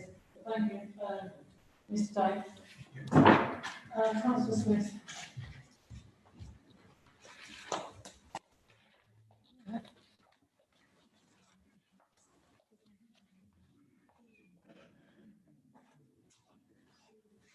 Thank you, Chairman. We've had a wide debate, and it does fall on someone to move this discussion on. So I feel duty bound, based on what I've said earlier, to formally move the motion for approval as stated in the report, and seek someone to second that. Moving the evening on. Have we got a second for this? Councillor Wright, are you seconding? Thank you. Chair, got the £50,000 discussed go through. Excuse me, I can't hear you, Daniel, you've got a microphone. But we have gone for, no, Daniel, we have gone for a vote on this, so he can amend, he can move amendment now. Would you like to amend, put the amendment to the motion?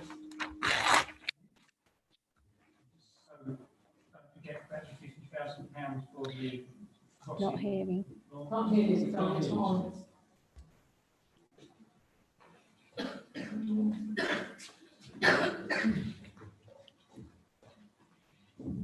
So we don't forget about the £50,000 for the crossing on Grace Lane, which needs to be done as a member to ask it to be fine, if this goes through. So that's the he amendment to the motion. Yes. For acceptance, but if it is accepted, the 50,000 goes on. We need a seconder for that as well. Have you got a seconder? That's Weston.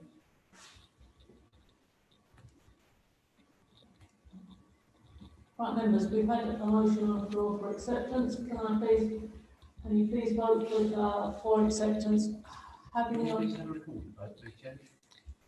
We've got enough. We need a fifth of members here. We need a fifth of the members who want a recorded vote. So could you please? Are we voting on the amendment or on the motion? No, the amendment on the motion was just like the 50,000, Councillor. Motion's gone through to approve. The motion has been amended. Yes, and now we've just been asked if we would like a recorded vote. I need 5 members who would like a recorded vote. 1, 2, 3, so there won't be a recorded vote. How many? No, hold on a second. Fifth, 13. 3 people we need. The fifth. Oh, so we have, sorry, yes, so we have.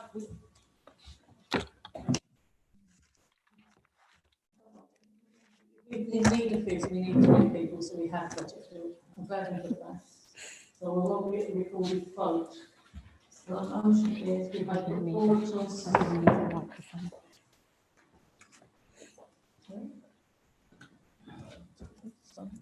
need to do the recorded vote.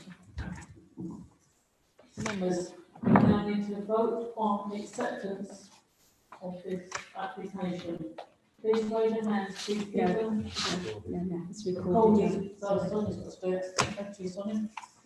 Right, Councillor Mrs Butcher, would you like to vote for, against or abstain? Against. Councillor Rafferty? For. Councillor Reeves? Against.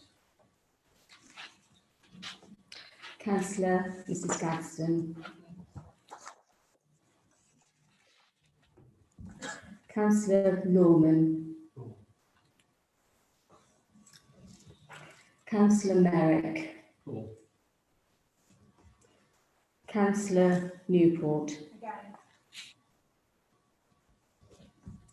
Councillor Mrs Shaw? Against. Councillor Shaw? Against. Councillor Smith? For. Councillor Stanley? Against. Councillor Mrs Weston? Against, Chair. And Councillor Williams?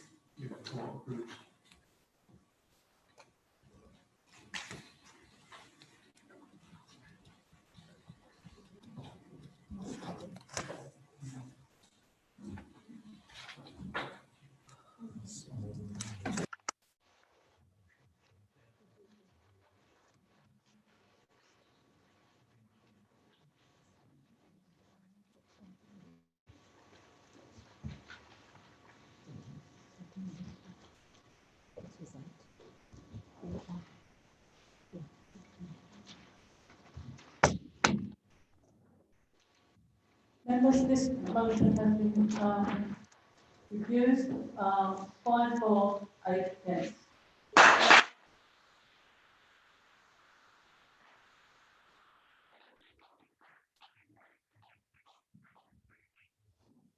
Now, members, we've got to have a motion for refusal.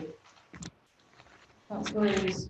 Can I suggest that we use the motion for refusal as our MP presented?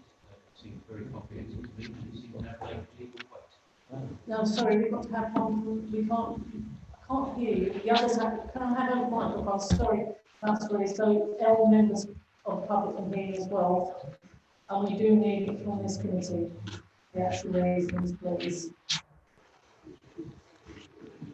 Madam Chair, only as I've been referred to. No. Am I allowed to give You the can't councillor a copy of the parliamentary answer, which is available on Hansard Edit, on which I based part of my speech? I have been indicated on all sides. Mark Francois, the answer is no, that can't happen, I'm afraid. So you're going to have to remember it. Yes, that's what I'm being I think indicated. Chairman, I think I can remember the gist of the actual arguments. The basis is the definition of severe is down to the district council to determine. This district council is determining that the severe level has been reached in traffic in this area. And therefore, that is the basis for refusal.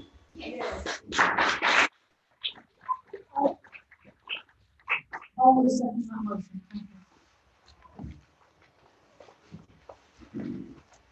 Can we, now members, can we please?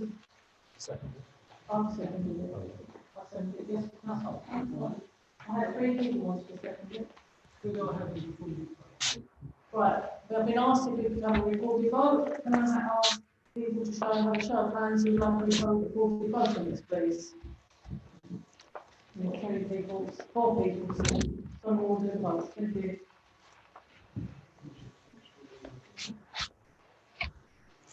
Right, Councillor Mrs Butcher, would you like to vote for, against or abstain on the motion for refusal? For. Councillor Rafferty? Councillor Reeves? For. Councillor Mrs Gadsden. Councillor Norman.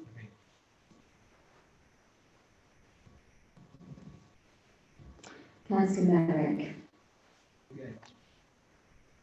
Councillor Newport.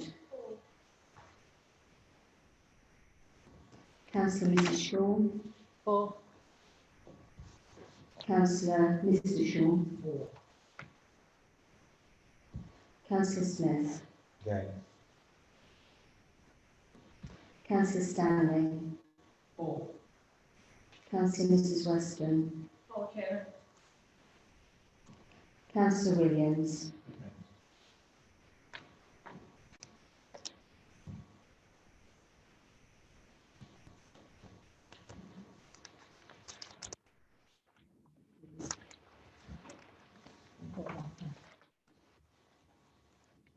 Members, the motion has been passed and it's 8 for, 4 against, 1 abstained. Thank you.